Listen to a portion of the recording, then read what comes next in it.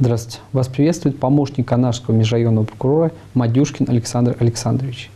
О противодействии коррупции в Российской Федерации. Федеральным законом от 25 декабря 2008 номер 273 о противодействии коррупции закреплены основные принципы противодействия коррупции, правовые и организационные основы предупреждения коррупции и борьбы с ней. Так, пунктом 1 статьи 1 закона определено понятие коррупция как злоупотребление служебным положением, дача взятки, получение взятки, злоупотребление полномочиями, коммерческий подкуп, либо иное незаконное использование физическим лицом своего должностного положения вопреки законам интересов общества и государства в целях получения выгоды в виде денег, ценностей, иного имущества или услуг имущественного характера, иных имущественных прав для себя или третьих лиц, либо незаконное предоставление такой выгоды указанному лицу другим физическим лицам. Совершение деяний, указанных от имени или в интересах юридического лица.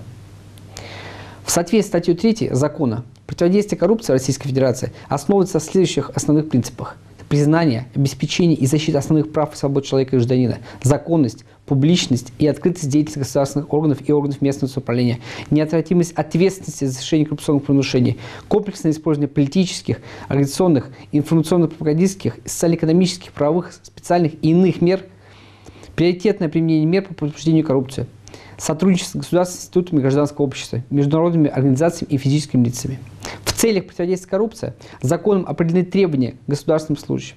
Так, согласно статье 9 указанного закона, государственный или муниципальный служащий обязан уведомлять представителя нанимателя, работодателя, органы прокуратуры или другие государственные органы обо всех случаях обращения к нему каких-либо лиц в целях склонения к совершению коррупционных правонарушений. Невыполнение государственным или муниципальным служащим данного требования является правонарушением и влечет увольнение с государственной или муниципальной службы, либо привлечение к иным видам ответственности в соответствии с законодательством Российской Федерации. Кроме того, в соответствии с статьей 8 закона, государственный служащий обязан представлять представителю нанимателя, работодателя сведения о своих доходах, об их имуществе и обязательствах имущественного характера, а также о доходах, об имуществе и обязательствах имущественного характера своих супруги и несовершеннолетних детей.